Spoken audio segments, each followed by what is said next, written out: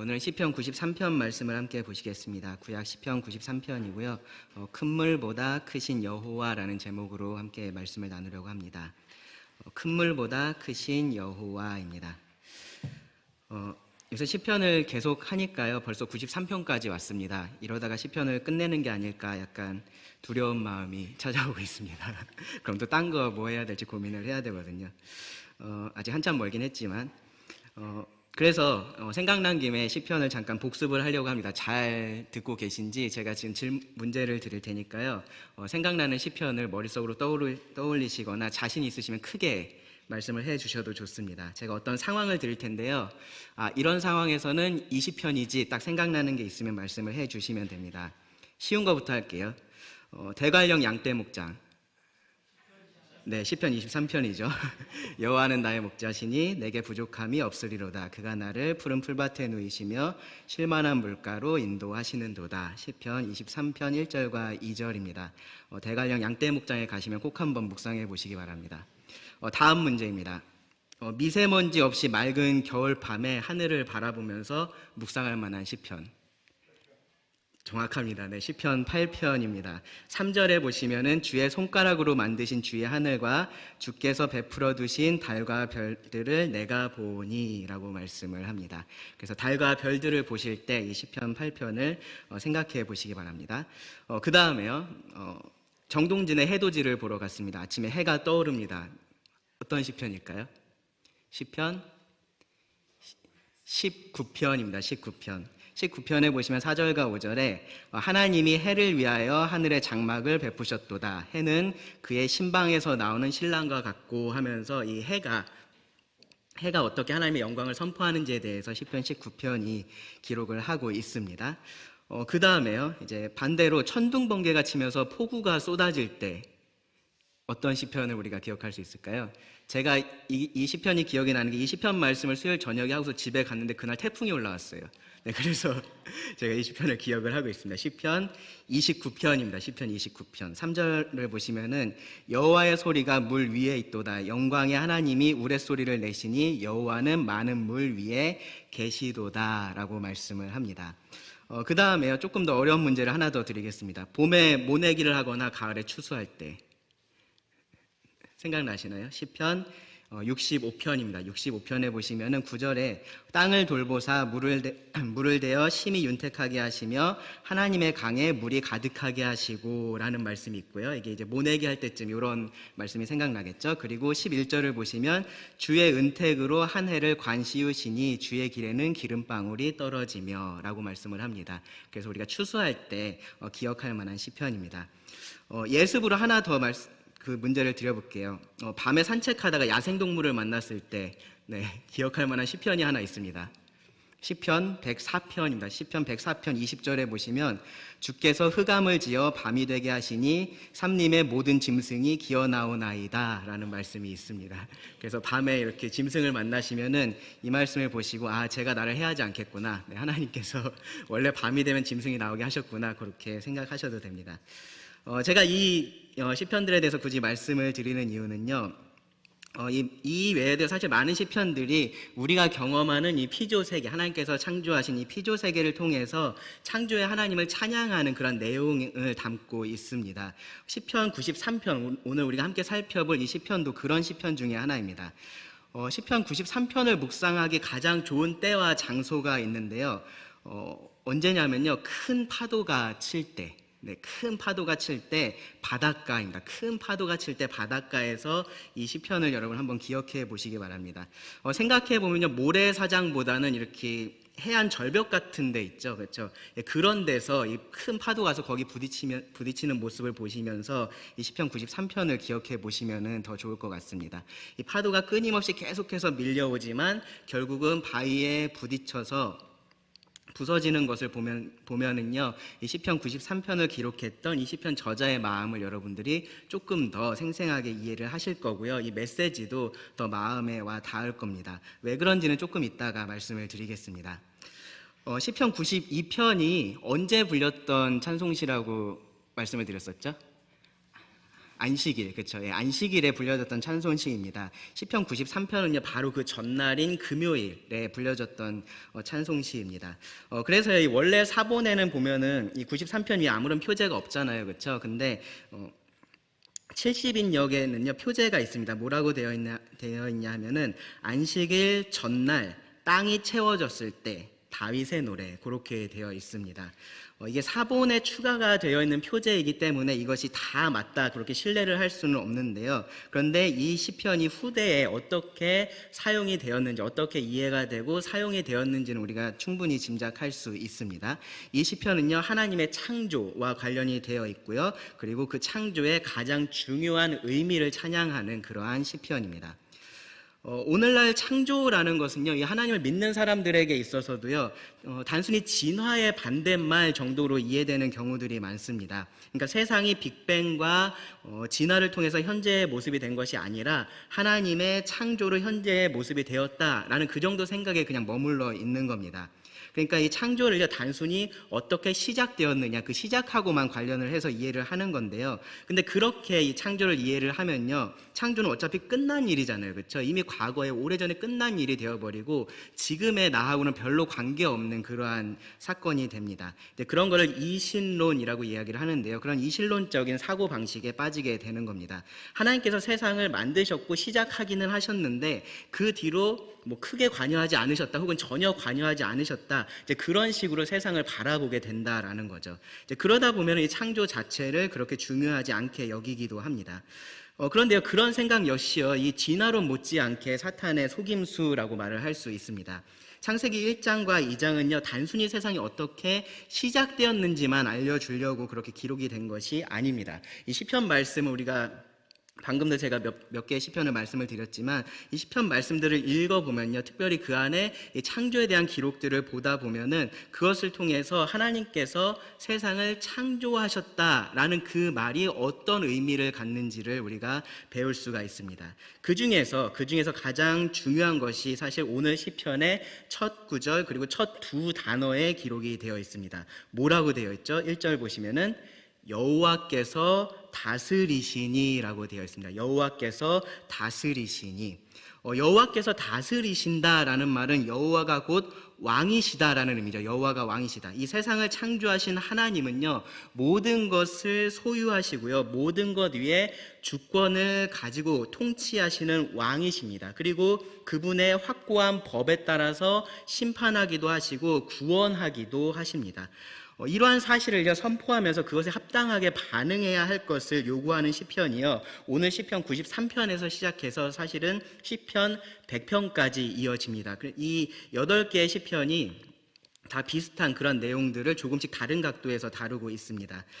이 시리즈에서 이제 94편하고 100편을 제외하는 경우들이 있어요. 왜 그러냐면은 왕이란 표현이나 혹은 다스린다, 이제 그런 표현이 없어서 그런데요. 근데 내용을 보시면은 분명한 연결점이 있다라는 것을 우리가 알 수 있습니다. 그 연결점이 뭐냐면은 바로 창조예요. 창조. 이 94편은요 하나님께서 이 세계를 심판하시는데 그 심판이 아주 확실하고 아주 공의로울 것이다 라는 그 이유를 말을 하는데요, 어디서 그 이유를 찾냐면은 하나님의 창조에서 찾습니다. 94편 9절을 보시면 이렇게 말씀을 하죠. 귀를 지으시니가 듣지 아니하시랴, 눈을 만드시니가 보지 아니하시랴. 네, 하나님께서 모든 것을 다 듣고 계시고 모든 것을 보고 계시기 때문에 모든 것을 바로 잡으실 것, 심판하실 것에 대해서 말씀을 하는 겁니다. 100편의 경우는요 95편 6절 7절의 말씀하고 거의 유사한 말씀이 거기에 기록이 되어 있습니다. 하나님께서 우리를 지으셨기 때문에 그것에 마땅한 기쁨의 찬송을 드려야 한다라는 내용이 주가 됩니다. 그러니까 이 시편 93편에서 100편에 기록된 이 시편들은요 하나님께서 세상을 창조하셨다라는 이 성경의 진리가 궁극적으로 우리들에게 어떤 의미인지 그리고 무엇을 요구하는지를 말씀하고 있는 시편들이라고 말을 할 수 있습니다. 하나님께서 세상을 창조하셨다라는 그 사실은요 하나님이 이 모든 세상의 왕이시다라는 것을 의미를 하고요, 그리고 우리가 그에 합당한 경배를 해야 할 것을 요구한다라고 정리해서 말씀을 드릴 수 있습니다. 이 사실을요 오늘부터 이어지는 8개의 시편을 통해서 살펴보게 될 겁니다. 먼저 시편 93편은요 가장 중요한 한 가지 사실에 집중을 해서 기록이 된 시편입니다. 뭐냐면은 여호와께서 다스리신다라는 그 사실입니다. 여호와께서 다스리신다. 그래서요, 여기 이제 우리말 번역에는 여호와께서 다스리시니라고 하면서 이렇게 말이 좀 이렇게 이어지잖아요, 그렇죠? 사실 그것보다는 다스리신다라고 해가지고 문장을 끝내는 게 더 적합합니다. 그러니까 뭐냐면 선언을 하는 겁니다. 여호와께서 다스리신다, 선포를 하는 거죠. 먼저 이 선언의 의미부터 함께 살펴보겠습니다. 1절과 2절인데요. 여호와께서로 시작합니다. 여호와께서. 우리말하고 다르게요, 일반적으로 이 히브리어는요, 뭐가 먼저 나오냐면은 동사가 먼저 나와요. 그러니까 우리는 내가 집에 간다라고 하잖아요, 그렇죠? 근데 히브리어는 간다, 내가, 집에 이런 식으로 주로 구성이 됩니다. 그런데요, 여기에서는요, 그 순서가 바뀌어 있습니다. 여호와께서 다스리신다가 다스리신다 여호와께서라고 되어 있지 않고요, 여호와께서 다스리신다라고 그렇게 되어 있습니다. 이것하고 이제 비슷한 표현들이 96편 10절에도 나오고요, 97편 1절에도 나오고 99편 1절에도 나와요. 아까 말씀드렸던 그 시리즈 안에서 같은 표현들이 반복해서 나오는데 동일하게 다 순서가 바뀌어 있습니다. 그래서요, 우리말 문장에서도 이 순서를 바꾸면 그 뉘앙스를 느낄 수 있어요. 여호와께서 다스리신다가 아니라 어떻게 하면 돼요? 다스리신다 여호와께서입니다. 다스리신다 여호와께서. 뭐를 강조하고 있는 거예요? 누가 다스리는지, 여호와께서 다스리신다라는 그 사실을 이 첫 시작에서 강조를 하면서 시작을 하는 겁니다. 그러니까 이것이 가장 근본이 되는 진리여서 그렇고요. 그리고 이것을요, 많은 사람들이 정말로 잘 잊어버리기 때문에 이 사실을 먼저 상기시키면서 시작을 하는 겁니다. 다른 누가 다스리는 게 아니고요, 다른 무엇이 다스리는 게 아니고요, 여호와께서 다스리십니다. 고대 사람들은요, 대부분 많은 신들이 있다라고 생각을 했어요. 그래서 그 신들이 다스린다라고 생각을 했습니다. 그 신들 중에서 최고신, 신들의 왕 같은 그러한 개념이 있기는 했는데, 이제 그러한 왕들이 절대적이지는 않아요. 그런 사람들이 만들어낸 그러한 신들이 아니라 사람을 만드신 여호와께서 다스리신다라고 지금 말씀을 하는 겁니다. 때로는요, 사람들이 사탄을 이 하나님과 동등한 위치에서 그렇게 생각을 하려는 그러한 경향도 있습니다. 그렇게 오해를 하는 경우들도 있어요. 제가 가끔씩 이렇게 자료 같은 것을 만들 때 인터넷에서 이미지 같은 것을 찾는데, 가끔씩 보는 그림 중에 하나가 뭐가 있냐면요, 이렇게 하나님, 그러니까 예수님처럼 보이는데 하나님하고 사탄이 이렇게 팔씨름을 하고 있는 장면이 있어요. 제가 그 그림을 여러 번 봤는데 찾아보니까 그게 이렇게 액자로 만들어서 파는 그러한 페인팅이더라고요. 뭔가 이렇게 선과 악의 대결 같은 그러한 느낌을 주려고 그러한 그림을 그렸겠지만 사실은 말도 안 되는 그림입니다. 이 사탄이 하나님을 대적하는 것은 맞는데요, 근데 하나님과 비슷한 힘, 어떤 하나님과 비슷한 권위를 가지고 대등하게 힘겨루기를 하고 있는 것이 아니어서 그렇습니다. 욥기에서 보면요, 사탄은 분명히 하나님의 주권 아래서만 활동할 수 있다라는 것을 우리가 알 수 있습니다. 하나님께서 정하신 것만 할 수 있다라는 것을 우리가 알 수 있습니다. 예수님께서 이 땅에 오셨을 때 그 귀신들이 어떻게 예수님에게 반응했었는지 여러분 한번 생각해 보세요. 예수님께서 그 귀신에게 나오라라고 말했을 때 그 귀신들이 사탄을 찾아가서 저 예수 좀 어떻게 해주세요 그렇게 했나요? 그러지 못하죠, 그렇죠? 예수님께서 나오라고 하면은 나와야 됐습니다. 오히려 그 예수님의 자비를 구하고 있는 모습을 볼 수 있습니다. 우리가 이 요한계시록 말씀을 지금 계속해서 배우고 있는데, 계속해서 배우고 있는 것도 사실은 그겁니다. 이 요한계시록에 기록되어 있는 싸움은요, 사실은 싸움이 아니라 심판입니다. 심판. 사탄이 아니라 여호와께서 다스리시기 때문에 그렇습니다. 자, 그러면 이 거대한 제국들을 다스리는 그런 왕들은 어떨까요? 이 유대인들은요, 어쩌면 그런 왕들이 다스린다라는 느낌을 조금 더 받았을지도 모릅니다. 이 애굽에 있었을 때의 경험이 그랬었을 거고요. 그리고 솔로몬 이후에 그들이 이제 분열 왕국 시대를 거치고 포로기를 경험하면서도 그러한 생각들을 이들이 했을 수 있습니다. 이 거대한 제국의 왕들이 그들을 좌지우지하는 것들을 보면서 저들이 세상을 다스리는구나, 그런 생각을 그들이 했을지도 모릅니다. 그 제국의 왕들은요, 스스로를 신이라고 말을 하기도 하고 혹은 신의 아들이라고 칭하기도 하면서요, 이 주변의 나라들을 굴복시켰었습니다. 그들 중에 자신들이 포함되어 있으니까 그들이 다스린다라고 그렇게 생각을 했을지도 모릅니다. 그런데 그렇지 않죠. 그렇죠? 이 다니엘서가 이런 생각에 대해서 가장 직접적으로 반박을 하는 그러한 책입니다. 하나님은 이 다니엘을 통해서 하나님께서 어떻게 역사를 이루어 가실지를 보여주셨습니다. 하나님께서 어떻게 왕들을 일으키시고 나라들을 세우시고 또 그들을 무너뜨리시는지를 알려주셨습니다.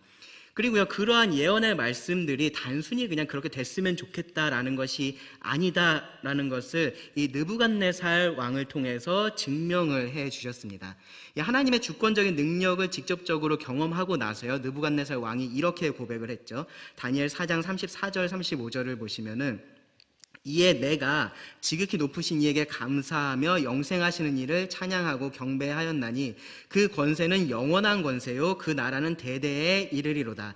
땅의 모든 사람들을 없는 것 같이 여기시며 하늘의 군대에게든지 땅의 사람에게든지 그는 자기 뜻대로 행하시나니 그의 손을 금하든지 혹시 이르기를 네가 무엇을 하느냐고 할 자가 아무도 없도다. 네. 역사를 통해서 아무리 큰 나라, 아무리 강대한 나라들이라도 하나님의 통치를 벗어난 적이 없습니다. 하나님께서 다스리시기 때문입니다. 오늘날도 마찬가지예요. 아무리 미국이나 러시아, 중국, 유럽 같은 나라들이 세계 경제를 흔들고 있는 것 같고 이 역사를 이끌어가고 있는 것처럼 보여도 그들이 아니라 여호와께서 다스리십니다. 어떤 환경이나 혹은 어떤 정해진 운명이나 아니면 우연 같은 것들이 다스린다라고 그렇게 생각이 될지도 모릅니다. 결국은 그런 것들이 모든 것들을 결정한다라고 생각을 하는 사람들도 있습니다. 그런데요, 환경이라면요, 하나님께서 만드신 환경인 거고요, 운명이라면 하나님께서 정하신 운명인 겁니다. 우연이라면요, 하나님께서 자신을 숨기시고 하시는 그 모든 일들이 우리에게는 우연처럼 보일 뿐입니다. 여호와께서 다스리십니다. 마지막으로 나는 어떨까요?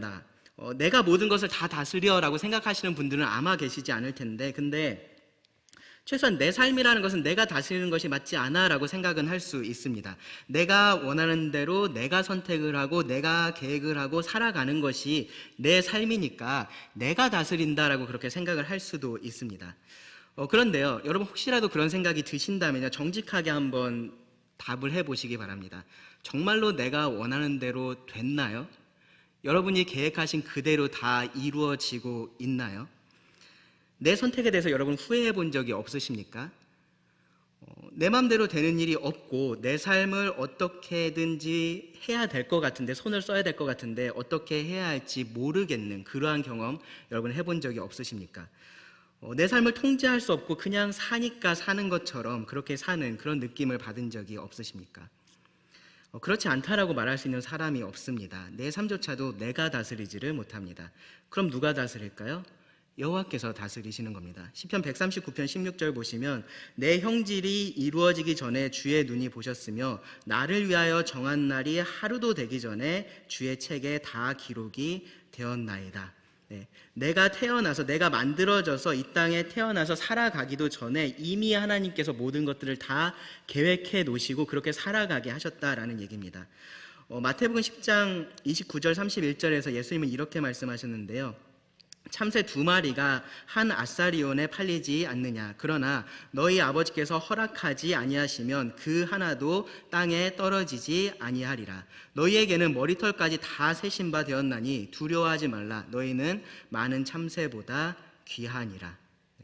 참새 한 마리도 하나님 허락 없이는 땅에 떨어지지 않는다라는 겁니다. 이 참새의 삶도 하나님께서 다스리시는 겁니다. 하나님은요, 우리의 모든 날에 대한 계획이 있으시고요, 그리고 그 계획들은 그대로 다 이루어집니다. 심지어 우리의 머리카락 수까지 하나님은 다 알고 계실 정도로요, 내 삶을 구석구석 다스리신다라는 겁니다.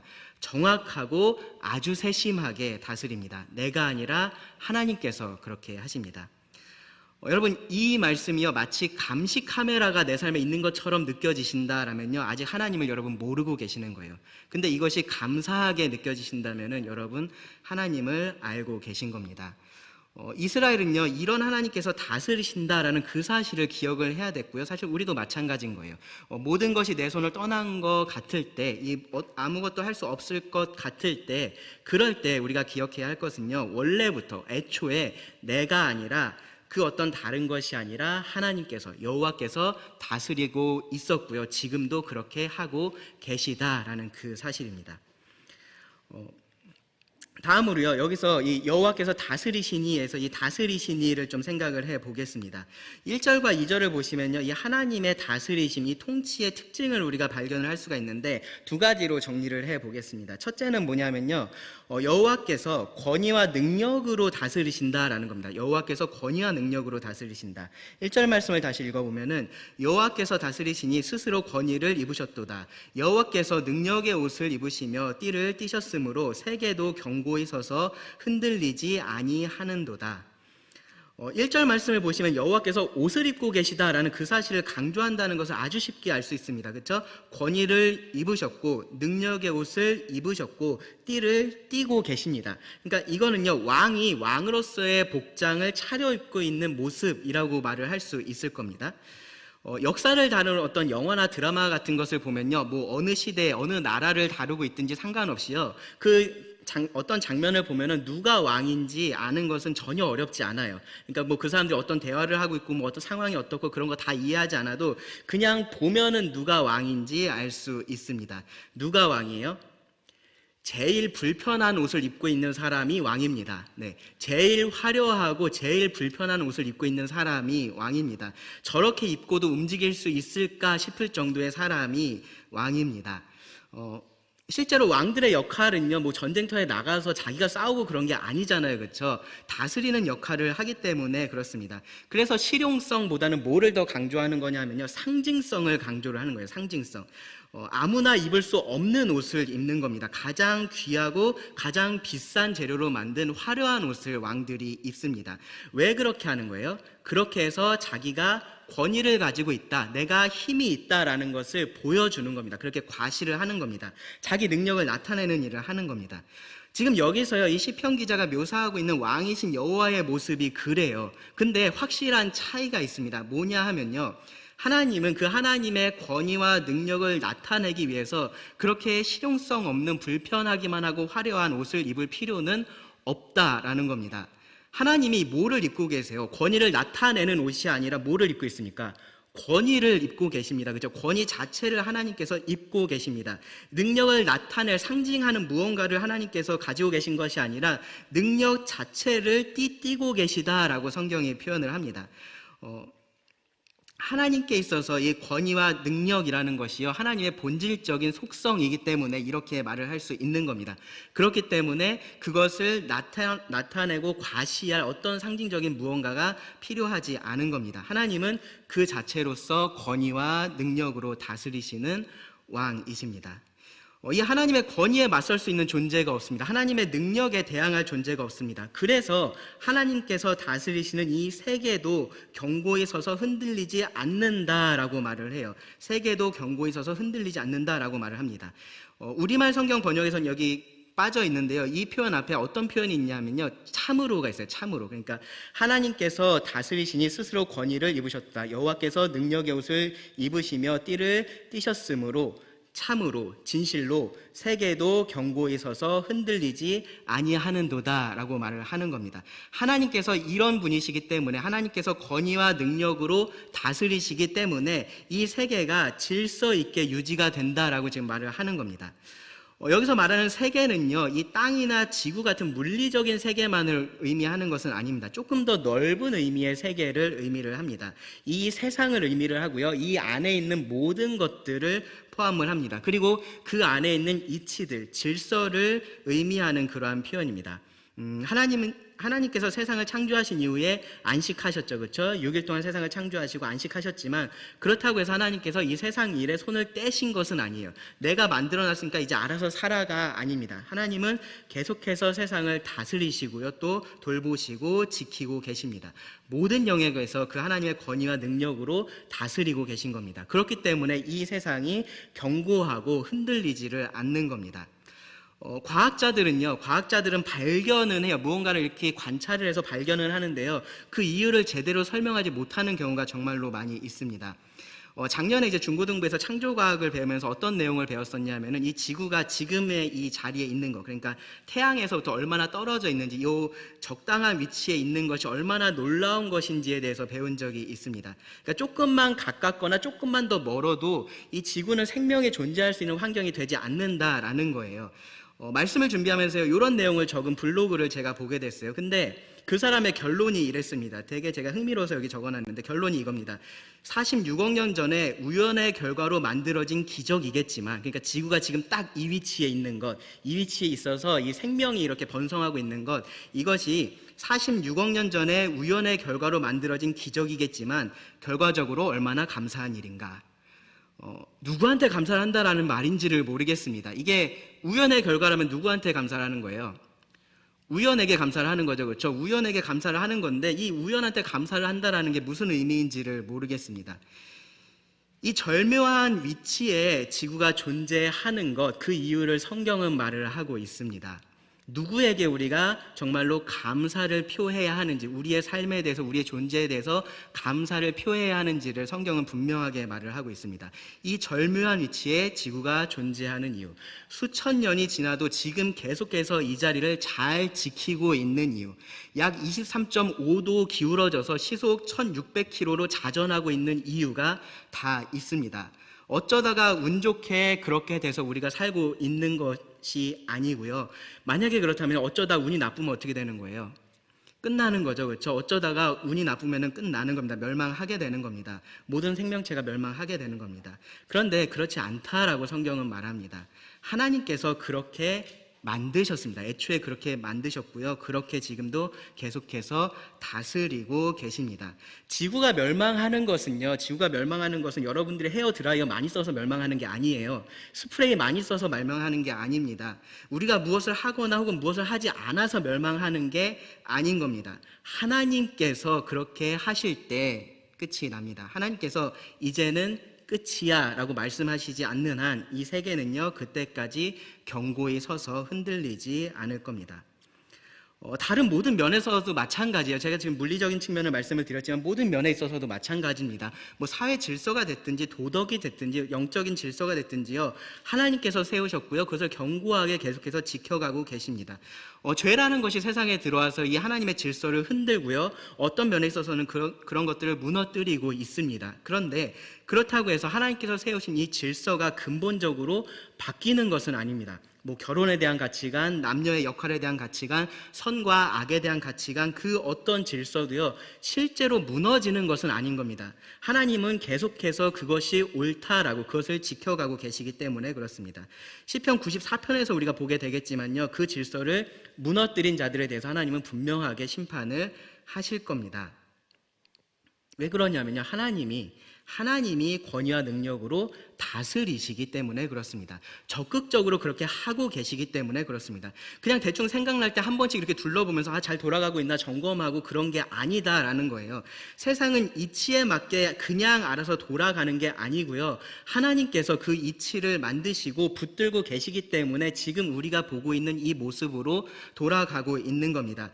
우리는 그냥 운 좋게 살아가고 있는 사람들이 아닌 거예요. 하나님의 권위와 능력으로 살아가고 있는 겁니다. 하나님보다 더 높은 권위나 더 큰 능력을 가진 존재가 있다면 이러한 하나님의 통치를 막을 수도 있을 겁니다. 그런데 그렇지가 않습니다. 그래서 이 하나님의 통치의 둘째 특징은요 영원하다라는 겁니다. 영원하다. 여호와는 언제나 영원히 다스립니다. 2절 말씀을 보시면 주의 보좌는 예로부터 견고히 섰으며 주는 영원부터 계셨나이다. 여기 보좌라는 표현이 나오죠. 왕권을 상징하는 표현입니다. 자, 하나님 언제부터 그 보좌에 계셨습니까? 언제부터 다스리셨습니까? 시편 기자의 대답은 이렇습니다. 예로부터. 하나님은 세상이 창조되던 때부터 견고히 다스리셨습니다. 그런데요, 생각해 보니까 그거보다 더 오래된 것 같아요. 주는 영원부터 계셨나이다. 아니, 하나님은 영원전부터 계신 분으로서 언제나 왕이십니다. 라고 지금 말을 하는 겁니다. 하나님은 다스리셨고요. 다스리고 계시고 또 다스리실 것이라고 말을 합니다. 전반적으로는 뭐 하나님께서 다스리시는 것이 맞는데 언제나 모든 것을 하나님이 다스리신다라고 우리가 말을 할 수 있을까요? 그렇게 말할 수 있습니다. 왜냐하면 하나님은 영원하시기 때문에 그렇습니다. 변하지 않는 분이시기 때문에 그렇습니다. 다스리신 하나님은 계속해서 다스리십니다. 우리가 어떻게 느끼느냐에 관계없이 하나님은 다스리고 계신 겁니다. 포로기에서 돌아온 이스라엘 백성들이요, 이 시편을 금요일마다 계속해서 읽었습니다. 왜냐하면요, 이 선언을 되새기고 되새겨야 됐기 때문에 그렇습니다.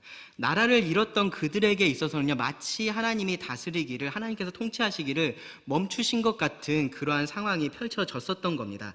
하나님이 그들의 대적에게서 그들을 보호하지 못하신 것 같고 그들을 구하지 못한 것처럼 그들이 생각했을 수도 있기 때문에 그렇습니다. 그런데 이 세상을 창조하신 하나님은요, 단 한 번도 세상 다스리기를 멈추신 적이 없으십니다. 애굽에서 그들을 구하셨던 하나님은요, 그들을 애굽으로 보내셨던 하나님이시기도 합니다. 광야에서 그들을 심판하셨던 그 하나님은요, 가나안 땅을 정복하게 하셨던 그 하나님이시기도 한 겁니다.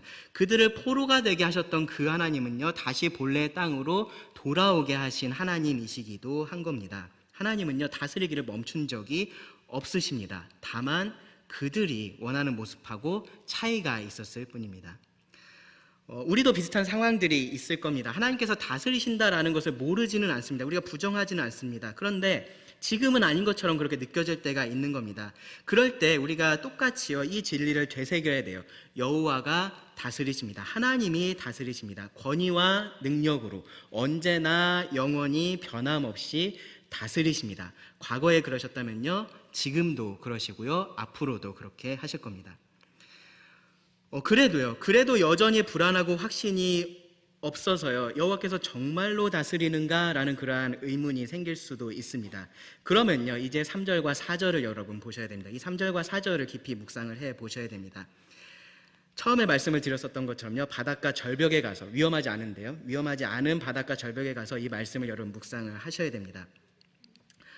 3절 보시면요, 여호와여, 큰 물이 소리를 높였고 큰 물이 그 소리를 높였으니 큰 물이 그 물결을 높이나이다.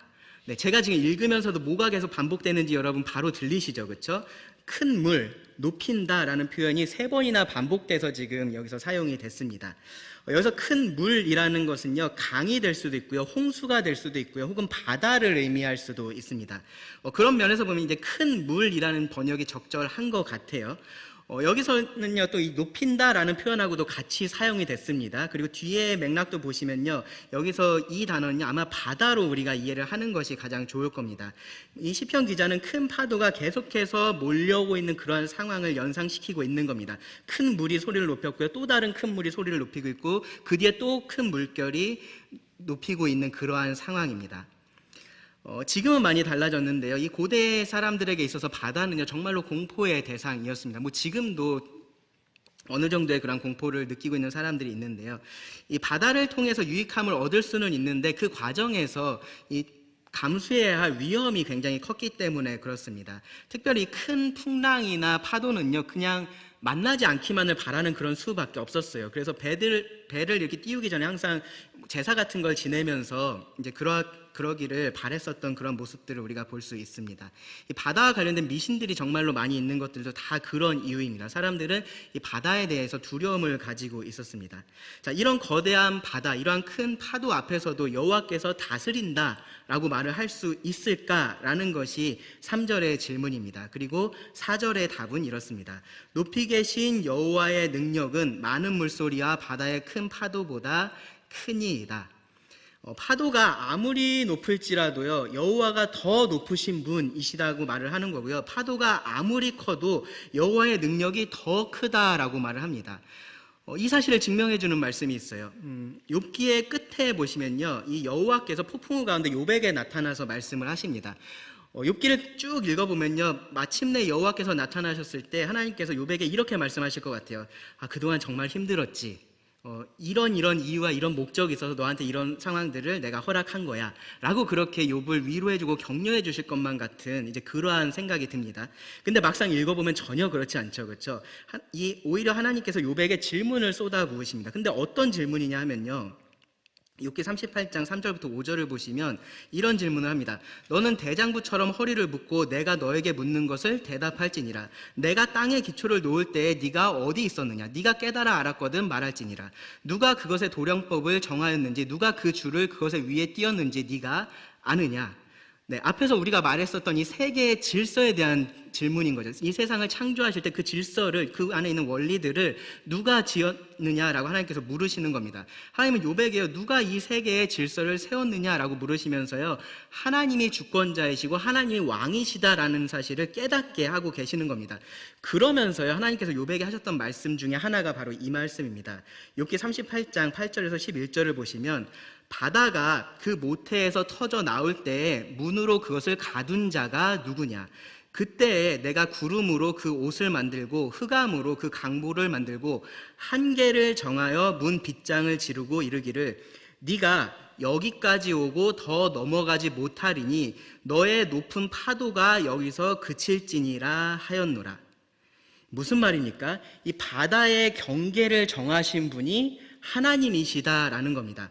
창세기의 기록에 따르면요, 하나님께서 이 창조의 주 셋째 날에 하셨던 일입니다. 하나님께서 땅과 바다의 경계를 정하셨고요, 바다는 그 경계를 넘어설 수가 없습니다. 이 높은 파도가 쉬지 않고 계속해서 해안으로 밀려오는, 육지를 향해서 달려오는 그러한 모습들을 보고 있으면 언제라도 그 경계가 무너질 것처럼 우리들에게 느껴질 수 있어요. 그 파도가 높으면 높을수록 그렇게 여겨질 수 있습니다.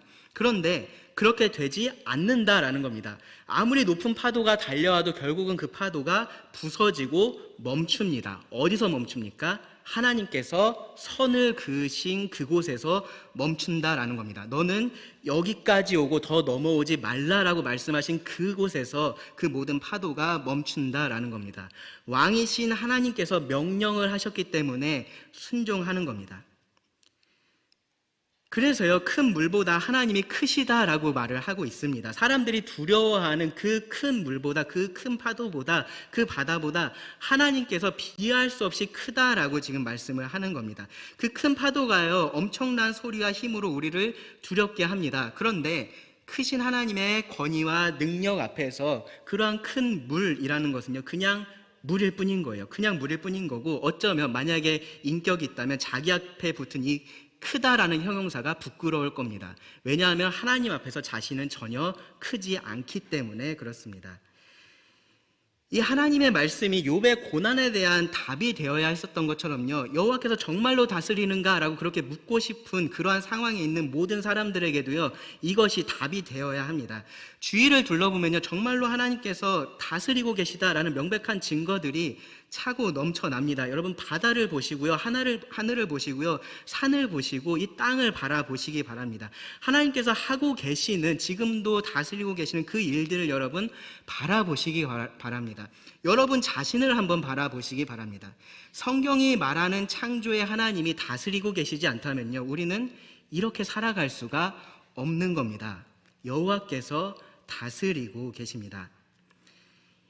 여전히 하나님께서 만드시고 다스리시는 세계가 견고히 서서 흔들리지 않고 있다면요, 지금 내가 어떤 상황에 있더라도 하나님께서 다스리고 계시다라는 것을 확신할 수 있습니다.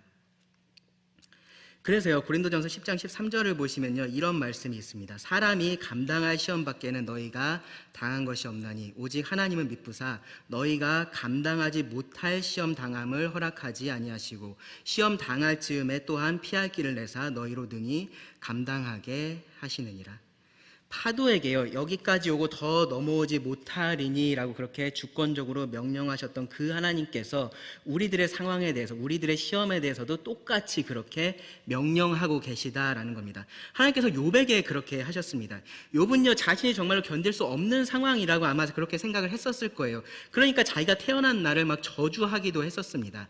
그런데 하나님은요, 정확하게 그 시험의 한계를 정하셨습니다. 사탄에게 네가 이것은 하겠지만 이것은 하지 말라라고 분명하게 선을 정하셨습니다. 욥이 견디게 하셨습니다.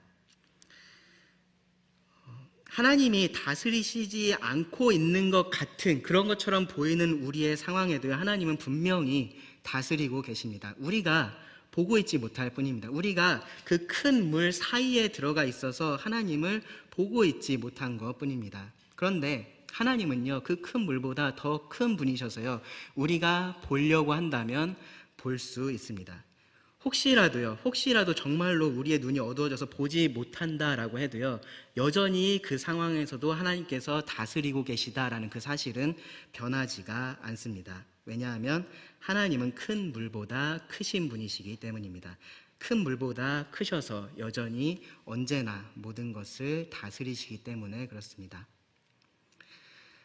이런 확신 가운데 이제 시편 기자가 마지막 5절에서 이렇게 말을 하는 겁니다. 여호와여, 주의 증거들이 매우 확실하고 거룩함이 주의 집에 합당하니 여호와는 영원 무궁하시리이다. 네, 주의 증거라는 걸 조금 더 일반화된 표현으로 바꾸면요, 하나님의 말씀입니다. 하나님께서 하시는 그 말씀이 확실하다라는 겁니다. 하나님께서 우리들에게 주신 그 약속이 확실하다라고 말을 합니다. 매우 확실하다라고 말을 합니다. 사람이 하는 말은 그렇지 않잖아요. 그렇죠? 아무리 믿을 만한 사람이라도 우리가 100% 그 사람을 믿을 수 없습니다. 그 말이 이루어진다라고 확신할 수 없습니다. 왜냐하면 그 사람이 변할 수도 있고요, 혹은 상황이 변해서 이루어지지 못할 일이 약속이 되기도 하기 때문에 그렇습니다. 그런데 하나님은 그렇지 않다라는 거예요. 하나님의 약속도 그렇지 않다라는 겁니다. 하나님의 말씀도 그렇지 않다라는 겁니다. 풀은 마르고 꽃은 시들지만 하나님의 말씀은 영원히 섭니다. 하나님의 입에서 나가는 말은요, 헛되이 하나님께로 그냥 돌아오지 않습니다. 하나님의 기뻐하시는 그 뜻을 반드시 이룹니다. 왕이신 하나님의 말씀은 확실합니다. 그래서 우리가 믿을 수 있습니다. 그런 하나님께서 거하시는 곳, 그 집에 합당한 것은 거룩함이다라고 말을 합니다. 하나님의 통치는 거룩하기 때문에 그렇습니다. 어떠한 불의도 없고요, 부정도 그 안에는 없습니다. 그리고요, 이 모든 사실에 대한 확신 가운데 이 시편 기자의 마지막 말이 이거예요. 여호와는 영원 무궁하시리이다. 사실 5절의 처음에 시작해 보시면 여호와여라고 되어 있죠, 그렇죠? 그 여호와여가 사실은 이 말 바로 앞에 있습니다. 그래서 마치 여호와 만세와 같은 표현을 여기서 이 시편 기자가 한 겁니다.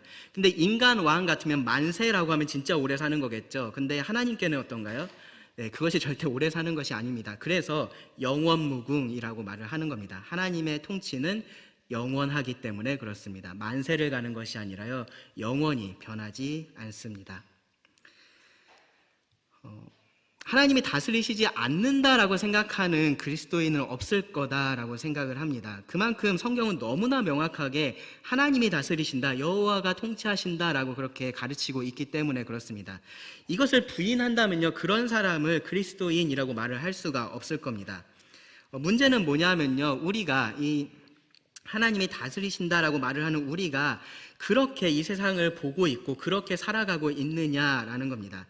큰 그림만 말하는 것이 아니에요. 결국 하나님께서 다 다스리시지, 그것을 말하는 게 아니라요, 내 삶의 가장 작은 부분에 있어서 내가 그렇게 믿고 그렇게 살아가고 있느냐에 대한 질문입니다. 우리는 일반적으로 하나님께서 다스리신다라고 그렇게 어렵지 않게 말을 합니다. 그런데 실제로 내 삶에 있어서는요, 마치 하나님께서 다스리시지 않는 것처럼 말도 하고 행동도 할 때가 많습니다. 아무 일 없을 때도 그렇게 하고요, 삶의 큰 파도가 계속해서 밀려올 때도 우리는 그렇게 합니다.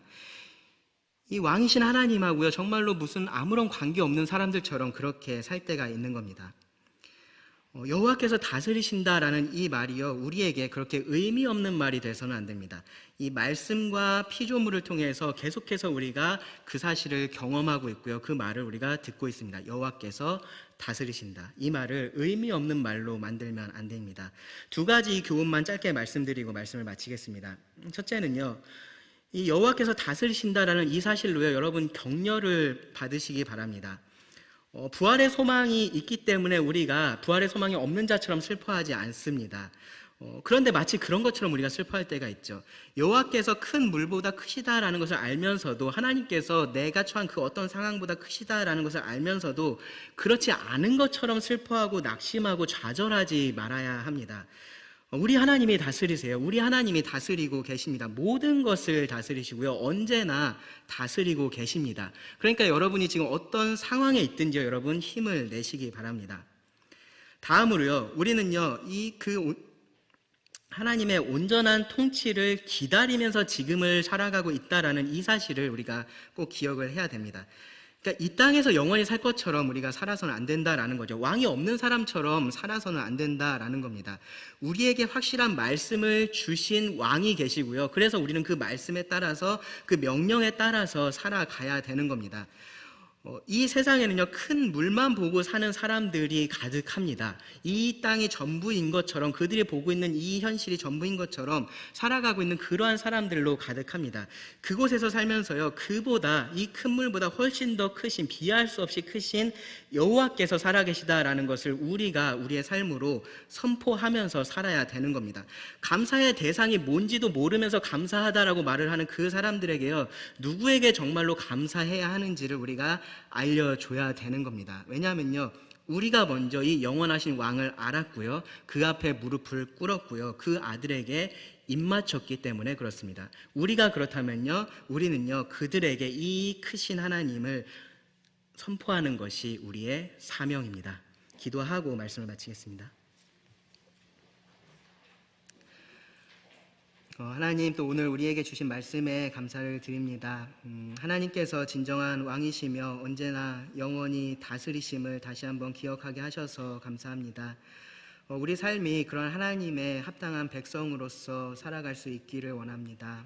왕이 없는 자들처럼 불안함과 두려움으로 살지 않게 하시고 확신과 큰 기쁨 가운데 살아갈 수 있게 하여 주시기를 구합니다. 어떤 큰 시험이 닥쳐와도 그보다 더 크신 하나님을 기억하게 하시고 또 의지하게 하시고 그렇게 승리하여서 하나님을 높일 수 있게 하여 주시기를 원합니다. 영원히 다스리시는 하나님께서 우리의 이 짧은 삶을 통하여서 영광 받으시기를 간절히 구합니다. 들은 모든 말씀을 주님께 의지하며 예수님 이름으로 기도드립니다. 아멘.